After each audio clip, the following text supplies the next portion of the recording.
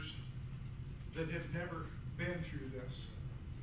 And you see back in fall 2010, in 2010, if we were going back to our schedule, in 2010, we would have been going back into drought. Well, in fall of 2010, we started back into this drought, and that's where we're at. And so we started this conversation in the Extension Service and the research circles and like that. Are we going back into long-term drought? And if so, what programming do we need? And what should we be talking to producers about?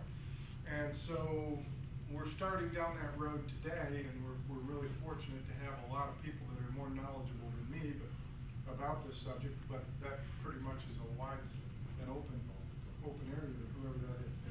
So we're going to start out with Gary McManus. Well, JD asked if we could do introductions first because he doesn't get out to do these very often, so we'll go around and introduce ourselves. I'm Eric DeVuyst. I'm Extension Economist in the Department of Agricultural Economics at Oklahoma State. Jerry Redfern, Department of Plant and Soil Sciences. Dave Engel, Department of Natural Resource Ecology and Management, also the Water Resources Center there in the division. Greg Hartman, Benton County, Center Oak City. Travis Thacker, Kiowa County. Ray Ripple, Oklahoma County. David Nowman, Caddo County. Joshua Gill, Grant County. Rick Nelson, Garfield County. Tommy Buffenbarger, Alfalfa County. Dana Bay, Woodward County. Justin Barr, Ellis County. Max Galloway, Stevens County. Marty New, Comanche County. Aaron Henson, Tillman County. Dan Cook, Roger Mills County. Rod Wright, Custer County. I'm Roger Sawes, the Extension Assistant in Ag Econ.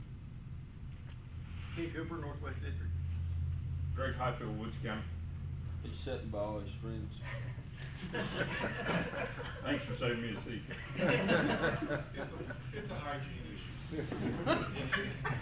J.D. Carlson, I work with the Mesonet and also with the OK Fire program that some of you know about. I'm Gary McManus. I'm the Associate State Climatologist with the Climate Survey, Mesonet. I'm originally from Harper County, so part of you guys, western Oklahoma. All right. We're going to turn it over to Gary with that. This is the pro on climate. I'm just the guy that stole one of his slides. Start the conversation. Too much pressure.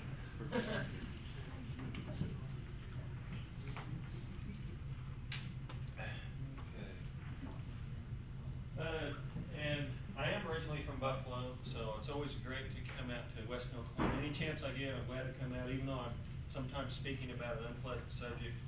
I was speaking over in Eastern Oklahoma last week a lot, and I keep trying to tell those folks they have a big problem over there. It's all those trees, and they never laugh when I say, you have this huge tree problem over here.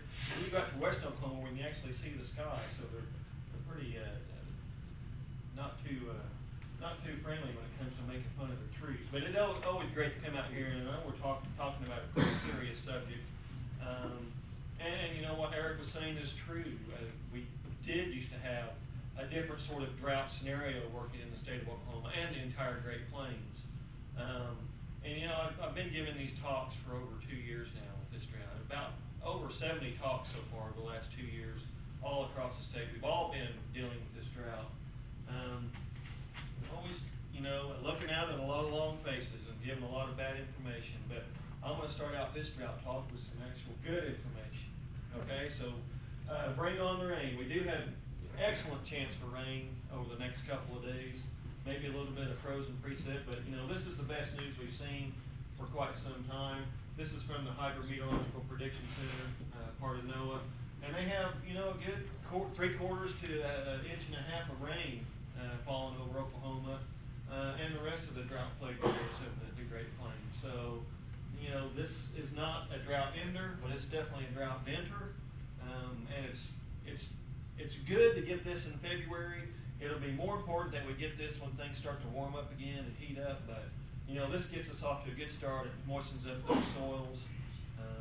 I'm almost willing to guarantee this rain, except you know, I am part meteorologist, and you know what happens when we start to guarantee things. So that's why I became a climatologist, to tell folks what happened after instead of before. I just work a little bit better that way. But let's get started on the actual drought, a little bit of the history of this drought. It's always important to go back and take a look and see what we've been through. I always like to show these pictures, and these come in to me from across the state. You know, one of my most important jobs is to deal with the U.S. Drought Monitor. I'm the state's main representative that provides input to that U.S. Drought Monitor effort, and that U.S. Drought Monitor effort does trigger a lot of the relief programs for agriculture. So it's important that we get a good picture. But folks, just like you, send me these pictures when I ask for input about what the droughts, what's happening in their county, what's happening in their part of Oklahoma. So this came from out in the Panhandle, the Oklahoma Panhandle, back when this drought was really just getting started. They were getting, 50 to 60 mile per hour winds almost every single day back there in that spring of 2011. The eastern half of the state was getting tornadoes and lots of rain. Western Oklahoma were getting dry lines every day, the back ends of dry lines and strong winds. This is a picture right out of the Dust Bowl from out there in the Panhandle with dirt on the move. Certainly the conservation folks' worst nightmare out there. This is Canton Lake. Actually, I should have updated this. Canton Lake has been plagued by drought just to the northeast of here. It was already low from one water draw from Oklahoma City, and you can see that's what's happening right now. Oklahoma City owns the water rights to Canton Lake. It was about 40% of capacity when Oklahoma City said we want another 30,000 acre feet of water, and so the spigot's open. It's going down the North Canadian to Lake Hefner, and Canton Lake will probably, I think, I've been talking to the Canton Lake folks quite a bit, and they said it'd be about 5% capacity when that water's done, water draw is finished. So Canton Lake will certainly be devastated, and the economy and the folks around that area will certainly be devastated too, if it doesn't rain again and fill that lake back up. I spoke to Oklahoma City Council a couple of weeks ago, and they basically said if it fills back up, we're going to take the water again. So they have that promise waiting on them too. So there you go. It's not just local. Drought's not just local. It affects farm prices, commodity prices. It also affects what's happening in your own lake sometimes. This is you maybe seen one of my drought talks, about this little pond. This is my favorite place in the universe. The place where I grew up fishing, hunting, jogging. Anything I did was pretty much done out on this ranch. It's 8 miles south of Buffalo, where my best friend's parents live. I took this picture back in May of 2009 when it was green. Us Western Oklahoma folks know it's not green a lot, so I wanted to get this picture so I could save it on my computer. Of course, as you all know, this is what happened after the drought. That pond went dry. That was just a couple of years later in May 2011. The drought was really getting started out in Western Oklahoma. This is what it was like when I was back for homecoming last year. Not only is it dry, it has weeds growing in it. So a pretty sad situation. If I always find the silver lining. I was able to retrieve my lures off these trees from out there. Now they were awfully rusty, so I can't use them, but I think I won because I got my lures back. Those trees were always my big nemesis. And to prove I actually have caught a fish there, I like to show this next picture. Not just a fish story. There were largemouth bass in that pond. This one was 2 feet long and 15 pounds. Okay. Hey. All right. I'm just seeing how much I could pull over on you. So it looks like I can't pull any good stories. This is from just down the road to the east here from Canadian County from August 2012. Take a quick look at those leaves. Those aren't leaves. Those are grasshoppers. So my wife's folks' place is over by Hydro, and we come out last summer, and you just carpet the ground with grasshoppers at that time. So grasshoppers are part of drought a lot of times. This is northwest of Okarche from November 2012, so just a few months ago. This is a much larger pond than what we see out from where I'm from, but pretty nice pond. I think it was about 15 foot deep when full. You see all those little white things, those were what's left of the fish. I can't believe there's actually fish left there, because usually the critters come to get those when they're dying off. But that's the picture we've seen all across the state over the last couple of years, unfortunately. Definitely impacted the ranchers on that side. Okay, let's go back through our 2-year drought cycle. We've had for most of the state, it's been 2 mini drought episodes making up one larger drought episode. we started out with that La Nina, which I'll talk a little bit about later, that cooling of the Pacific waters down off the west coast of South America, that tends to bring the southern United States a little bit warmer, a little bit drier weather. We saw that forming in fall. I started to send out emails saying, you know, we might have some dry times coming up. And sure enough, that drought began really about the middle of fall 2010. Definitely intensified through the summer of 2011. I'm sure everybody here remembers that summer. It was not only was it the hottest summer on record for Oklahoma, it was the hottest summer on record for any state on record in the United States. So Oklahoma owns that nice record right there. Lots of 100-degree days, especially through western Oklahoma, which really took the brunt throughout much of the southern plains, western Oklahoma, parts of West Texas. We did start to get relief through most of October 2011 and then through March 2012. The rains came back. It was, you know, near miraculous rainfalls. It was also a very warm winter and spring, though. So we had very little snowfall during that period. When we got into that spring, it was so warm so early. It was about 6 degrees above normal in January, 9 degrees above normal during March. It was the greenest I've ever seen it that early in the season. Unfortunately, that all the plants started growing so early, which is good, but it also started using that water a little bit earlier than usual. And then when the plants were all growing and sprouting and using water, and the evaporation was up because it was so warm, the rains went away once again back in April or May of 2012. And then we went through our driest May through December on record. So if you average the rainfall across the state from May through December, all the way back to 1895 through the present day, the last May through December was the driest such period on record. And we also had the warmest year on record. 2012 was the warmest year. You know, all that warmth doesn't help drought situation because it causes more evaporation. It keeps those plants growing longer, which uses up more of that soil moisture. It's just not a good situation, but unfortunately, a lot of times that heat and drought go hand in hand.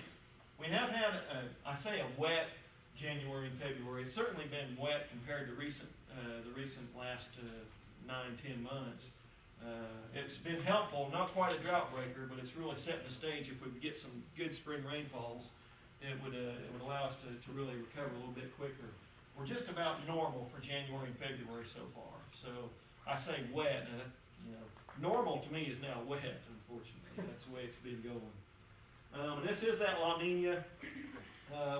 What happens is you cool the waters over here off the west coast of South America, and the winds help that. And the winds and the water work hand in hand, and it changes the airflow patterns out here. And since the airs are connected across the globe, it changes the air patterns all across the globe.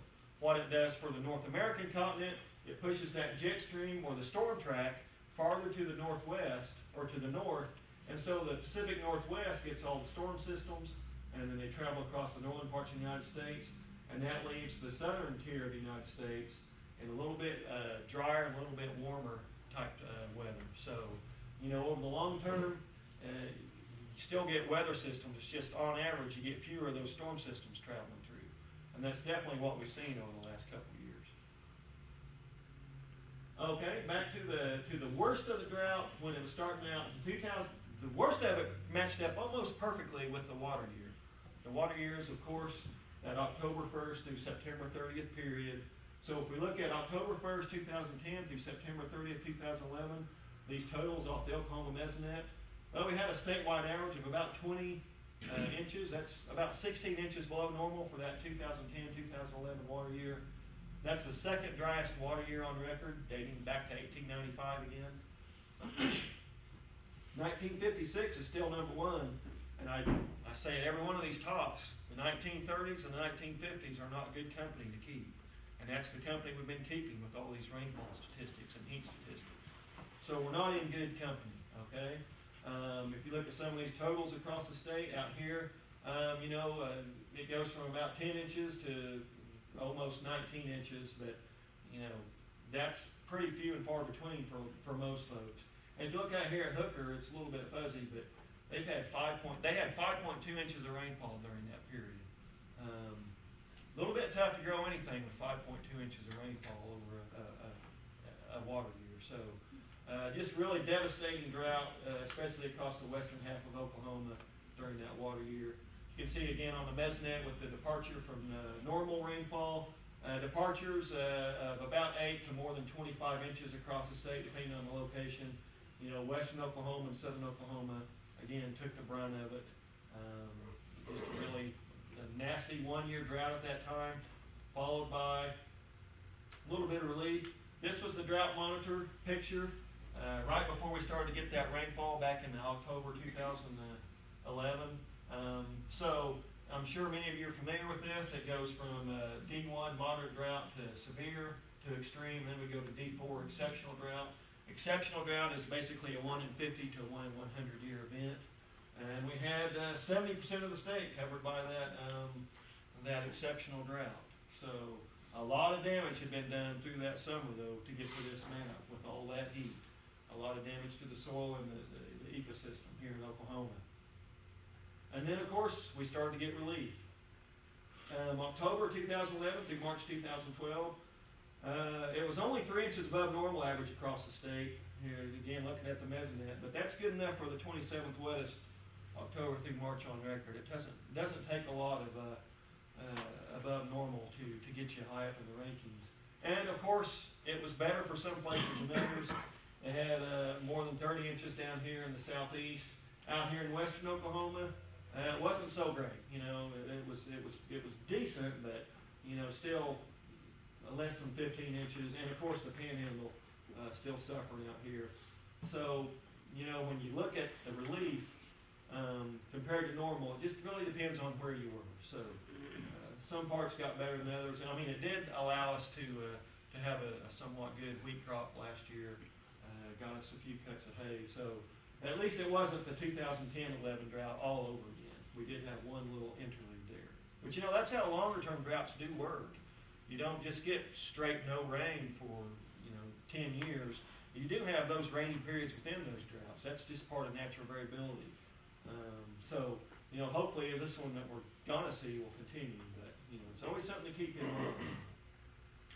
So, mid-May, you know, we weren't getting rainfall, but we had gotten so much that the drought picture was looking pretty good. We were hoping for the rains to come back.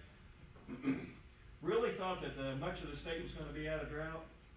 And if you look at the Drought Monitor, well, most of the state was out of drought. It was, you know, about 77% of the state.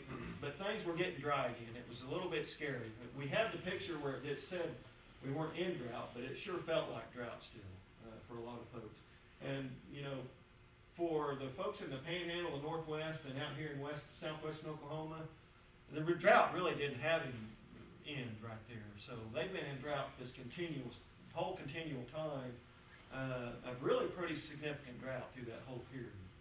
It definitely shows when you see that country. Okay, then, so we thought the drought was on its way out, but here we go again, starting in spring. Drought intensifies once again, starting in May. Really started in April, but May, when you start losing on your May rainfall, that's when things get serious. So we go May 1st through February 12th, so this is from a few days ago. Average of about 15.5 inches across the state, we can see from the Mesonet totals. That sounds pretty good, but that's actually about 14 inches below normal for that May through February. The problem is when you lose May through mid-June, that's the primary rainy season for the state of Oklahoma. May through mid-June, you get a lot of rainfall for Oklahoma. I know you get some March through April too, but May through June. But as you extend that though, you also lose the secondary rainy season in the fall. So when you lose September, October, and a little bit of November, you've really done some damage. And you know, that damage that was done during the summer last year, we didn't really see any relief from that. So, you know, drought just lingers and it comes back really quickly. Still some bad places though, especially up here in I guess, not the most important wheat producing part, because every part's important, but where a lot of the wheat's grown, they've had a very little rainfall. So, you know, you talk to the folks up here, and I'm getting some drought talks up there. Boy, they're sure hurting up there with almost no wheat crop. And you'll remember a couple of months ago, they had that big 20-car pileup with the dust storm. That's, you know, just a lot of barren fields up there blowing anytime any rain or any wind comes in. So pretty nasty time still, even though the recent rains have helped a little bit. And departure from normal, it's just the same nasty looking map. You know, good 8 to more than 20 inches below normal for that period. It's just the same sad situation. And this is the same type of map that Eric showed previously, except this is for temperature. Each one of these black dots is a statewide average temperature. This goes back to 1895 all the way through the current period of 2012. So, you know, the long straight black line is the long-term average, about 59.7 degrees, I think that is. And each one of these black dots is a statewide average temperature. The wavy line is a 5-year moving average, so if you see the blue area, that's cooler than normal. If you see the red area, that's warmer than normal. You can see the heat of the Dust Bowl period, the 1930s drought shows up really well. You can see that heat of the 1950s period shows up pretty well. Just a few flare-ups, but then you get to this modern era, and you get into the 90s, and then especially into the last couple of years, and you can see an extended period of above normal temperatures. And then you see the drastic rise in temperature of the last 2 years, culminating in the hottest year on record for Oklahoma, 2012, again beating that 1954, which, like I said, is not good company to keep, but that is the company we are in right now, of these previous drought episodes. And the latest U.S. Drought Monitor report. Now, I have given the input for this week's map, which will come out on Thursday. It will be a little bit different, but basically the same thing. About 40% of the state covered by exceptional drought. The rest of the state basically in that severe to extreme drought, mostly extreme. So we have a lot of improvements to come, hopefully with this next rainfall that I showed at the beginning. This map's a little tricky. It shows, you know, there are several different drought indices that climatologists use to try and track drought. One of them is the Palmer Drought Index. If you just want to look, what do you need to get that particular drought index, the Palmer Drought Index, to below drought categories? How much rain would you need in the next month? This is what the statistics say you would need. About 6 to as much as 9 inches of rain in the next month, probably, to get that drought index back to 0. Now, we don't track drought like that here in the state of Oklahoma. We use the Drought Monitor. We use all our different indicators.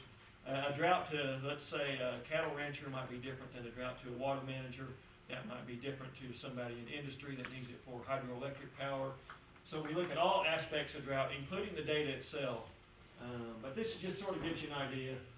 We need not only record rainfall in the next month to end this drought, but, you know, well above the highest rainfall ever for the next month to end this drought, at least according to this one index. Okay, forecasts and outlooks. I'm going to show this map again because I like it so much. You can see, like I showed at the beginning, lots of good rainfall coming, hopefully, with this next rainfall system the next couple days. And there are some storms lined up. They're a ways down the road over the next week or so, so it's a little bit early to be talking about those. But at least we are in a more active pattern. You know, if that storm track's shoved up to the north like it has been the last couple of years, this type of storm would be zipping across the northern parts of the United States, but up into Canada. But at least we're getting this action the last couple of weeks, and maybe a little bit more to come. I have yet to see a drought end without getting rainfall, so this turns out to be a little bit important when it comes to the drought. Okay, let's go out a little bit farther. These are maps from the National Weather Service's Climate Prediction Center. These are the federal climatologists that make these types of forecasts. These are not amounts. These are actual probability maps. So these are for the February 26th to the March 4th period. So basically 2 weeks from now, that week, what do they see coming? The blue is below increased odds of below normal temperatures. So at least they have us still in the cooler than normal weather, which is important because we don't want that type of heat that we saw building last year this early. Because it does start things growing a little bit early. But unfortunately, they start to see the rainfall starting to shift to the east, and we start to see the increased odds of below normal precipitation start to come back for the state. You know, that's still a little ways out there. That could change, but this is just a little bit of a look ahead and see what the forecasters are seeing. So maybe cooler than normal weather coming, but also a little bit of drier than normal as we get past these rain systems. The drought outlook, I'm warn you this, there's a new map being released in a couple days. I haven't seen that map yet. Usually I give a preview, so I'm not sure what they're going to say. But this last map that they released a couple of weeks ago still had much of the southern plains up into the Great Plains in that drought persisting or actually intensifying through the end of April. So this is a map we don't want to see come true, okay? We want that rain to come back as we start getting into March and April when it starts to get warmer. Because when it starts to get warmer, that's when that drought can start to intensify much more rapidly. But we will see a new map in a couple of days. And I'll be sending that out on the ticker list and a lot of other things. So be watching for that map. Okay, here's where it gets a bit worrisome. And again, these maps are almost a month old. So these were released in January, on January 17th. And we'll get new maps of these as well in a couple of days. But these are also probability maps. These are for the April, May, June period. So for that 3 month, I tried to capture the entire rainy period there, April, May, June, the primary rainy season. The Climate Prediction Center forecasters see increased odds of above normal temperatures and below normal precipitation for the state of Oklahoma. I don't have to tell you, this would be disastrous if this actually came about. So again, this is something we don't want to see come true. But this type of output is the basis for that previous seasonal output map, because they are seeing above normal temperatures and below normal precip. Hopefully, when we get the new maps in a couple of days, we'll get better news. I didn't see a preview of those maps this time around. Usually somebody sends me those, but hopefully better news. Okay, now I'm going to do a little brief history of drought.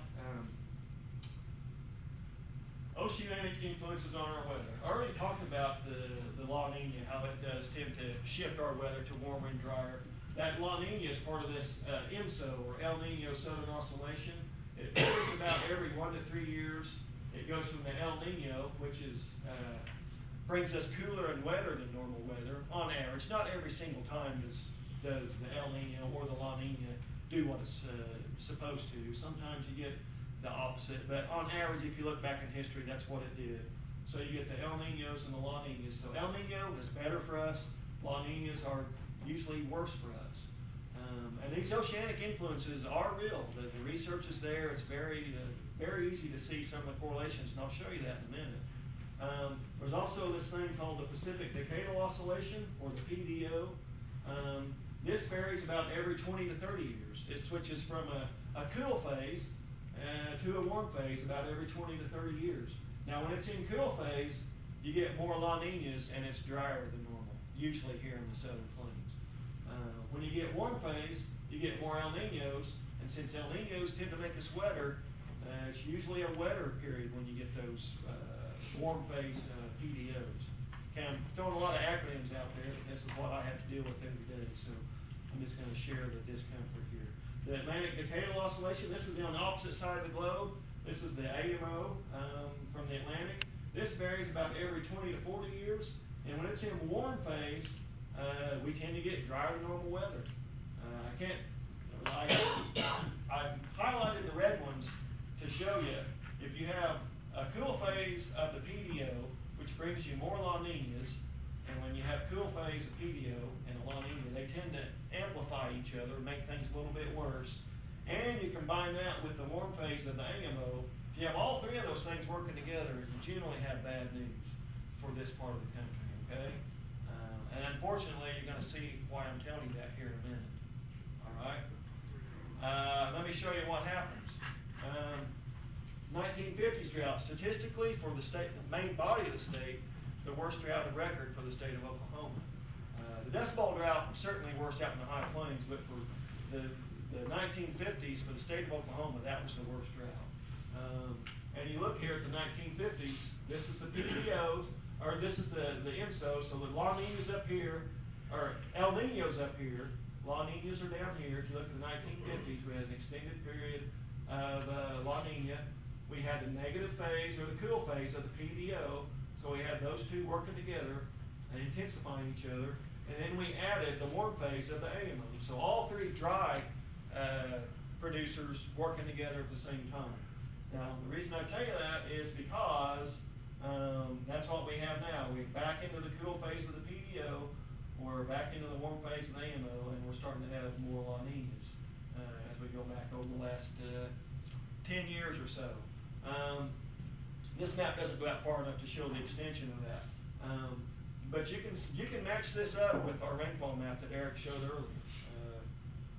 And if you take another closer look at this, just on the INSO index, so again, you have your your El Niños up here. Remember, El Niño equals wetter than normal. La Niña, usually drier than normal for Oklahoma. If you look at the 1950s, 1950 to 1974, we had lots of La Niñas while that PDO was in negative phase. We had a few periods of El Nino in there, but most of it was blue. I think you can see that degree. And then we switched over to the warm phase of the PDO, or the positive PDO, and we started getting more of these El Ninos.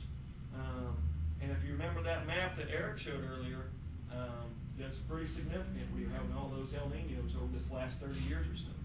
Now we get into this current period, and we're back to the negative PDO and more La Ninas. How's that match up with our rainfall map? Well, you can see, just like we saw earlier, the 19-teens was an intense drought period in Oklahoma. The 1930s, the most famous drought in American history, actually. The 1950s drought, you can see statistically the worst drought for Oklahoma, and that's also when we switched over to that unfavorable PDO and had all those La Niñas. So from, what did I say, 1950 to 1975? So you go from 1950 to about 1975, and look at all that below normal precipitation there. So lots of dry weather during that period. And then 1975, we switched over to the favorable PDO, started getting all those El Ninos. Well, look what we had, an extended period of wet weather. And just like Eric said, we've had generations grow up with this unusually wet period of Oklahoma history. But then you get back to the switch back over to the negative PDO, La Niñas. Well, look what we start to see, more and more drought periods. Finalized by the current 2-year drought situation, about 25 inches both years. You know, go back in history and find me 2 years in a row that were that dry. You have to go, well, you might try this, but that at least you had some interruptions there. You're probably going back to the 60s or 50s to find this type of weather in the state of Oklahoma. And like I said, those oceanic indices match up. So, you know, I get in trouble by saying that because folks misconstrue it and think you're saying we're going to be in drought for the next 10, 20 years. Because it takes 20 to 30 years for these longer term drought or oceanic indices to switch back to the more favorable phase. But we might be in an extended period of drought susceptibility. So, you know, not straight drought through and through, but if we're able to zoom forward about 20 years and look back, we might see more of a picture like this than we would this. So it's an important point for producers out there to realize we might be in a whole different situation. But you know, we might be in an entirely different climate now too. So things have changed with our climate. This is part of natural variability. So maybe things work different now. Maybe it won't work out the way it has in the past. That's at least one hope, I guess. And of course, if you look back even farther, if you look at paleoclimate evidence, you look at things like tree rings and sediment deposits that climatologists use to look at our past climate. You can see how our droughts of our last 100 years, even though they seem pretty significant in our history, are really pretty puny as you look back to previous times. So here's that 1950s drought, and this is for northwest New Mexico, but this holds pretty well for the Great Plains and the Southern Plains. 1950s drought looks pretty nasty, but you look on the longer term map from going back to 200 BC, a little tiny sliver of drought there in our history. Look at some of these other droughts. This drought in the 1600s was a good 60 to 70 year drought. Back here from in the early parts of the previous millennium, well, it was, you know, a good 150 to 200 years of drought. So there are certainly worse conditions in our past than what we've seen recently. This is stuff we hope doesn't ever come back. Looking again, the same type of thing. This is for the Great Plains. This is another drought index up here. You have wetter than normal conditions. Down here, drought. You see this 1950s drought. Yeah, it looks kind of bad. But you get back here to the 1800s. This is the drought here that taught all those ranchers out in the Texas Panhandle. Wasn't the Texas Panhandle then, of course, but it taught them that you can have droughts out there. And that's the precursor to the Dust Bowl drought, that where the ranchers were saying, you're going to be crazy to grow anything out here because, you know, droughts will come and they'll last for 20, 30 years. That's certainly what happened with the Dust Bowl. But you go back even further in history, there's that 1600s drought. This drought here in the 1200s, that's the drought that ended those cliff dweller civilizations out, the Anasazi and those out in the desert southwest. If any of you have been out to that part of the country and looked at those cliff dwellings, that drought was the one that's thought to have ended their habitation out there. So, like I said, some of our recent droughts are looking pretty puny to some of those of our past. Okay, some final points. Rain on the way, cross your fingers. If it doesn't happen, I'm going to go hide somewhere. I've certainly been touting this for a while. But we are at least normal for January and February. Seems pretty wet to me compared to what we've been through. So I'll take normal for now. We will likely be in drought as we come into spring. So as we start to come into March and the spring period, I don't see the drought going away in the next month, unfortunately. It's just not that type of a situation as we end the winter in Oklahoma. We can certainly dent the drought, but we will probably be in some type of, in some significance of drought as we come into the warm season. You know, like I said, another swing and miss during spring, and a complete third-year drought becomes much more likely. Okay, we've had 2 bad springs in a row, and that's led to a lot of misery during summer. So if we miss on this spring, you can pretty much count on that drought, you know, waiting for the next spring to come around. We could have some hope during the fall, but it'd be pretty unlikely. As I went through the ocean patterns with that negative PDO and positive AMO, they do resemble those patterns from the 1950s. So, you know, a little bit discouraging, but, you know, let's hope things don't work like the way they used to. But they're certainly correlating so far the last couple of years. So we might be in for a longer period of drought susceptibility. Again, trying to be careful there. Not straight drought all the way through, but just, you know, more periods of below normal droughty type conditions. And as usual, it's what we don't know that will probably end up being the most important. So as we come through this drought, it will eventually end. Currently, it's the only drought in Oklahoma history that has yet to end. So this one will end just like every other Oklahoma drought. We will learn from it, we will adapt to it, and we will be smarter on the other side. Okay? So, you know, hopefully it's sooner rather than later. I know it's tough for you folks to hear that word sooner, but you know, sometimes it's a good word. Okay, thank you. And you can visit our stuff at climateok.gov. We operate the Mesonet there, so come visit the Mesonet. And if you like to get this type of information, you know, maybe you don't want to get this information, but you can sign up for the ticker. It's a little email thing I send out every few times a week at ticker@mesonet.org.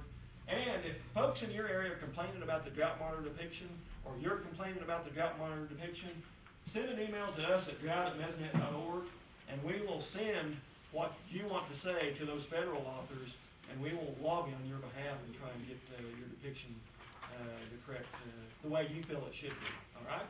Thank you very much. You are easily the most depressing man I've ever met in my life. Really? We're here to just lay out for us the educational challenge that we have. So we got time to take a few questions for you? Oh, sure. Yeah. Yes, sir. As La Nina, what month is this supposedly, I mean, it's building right now, when will you expect it to finally kick in full force? You know, as we get into the spring, it becomes less important. So we have been in the neutral part, so we weren't in El Nino or La Nina. It does look like we might be forming a small one, but really, you know, as we get into the late spring, other things start to become more important than La Nina. But, you know, the forecasts are uncertain on it right now. It's really, the earliest indicators, when it becomes more important again, would be next fall. And the earliest indicator would be another La Nina forming. We'll know more about that as we get into May and June. But, you know, as I've showed you from those maps, another La Nina next year is certainly not going to be welcome here in the state of Oklahoma or the Southern Plains. So, you know, when we get into the spring, the other things, the PDO and the AMO become more important. So, we just have to hope that, you know, more El Ninos would certainly be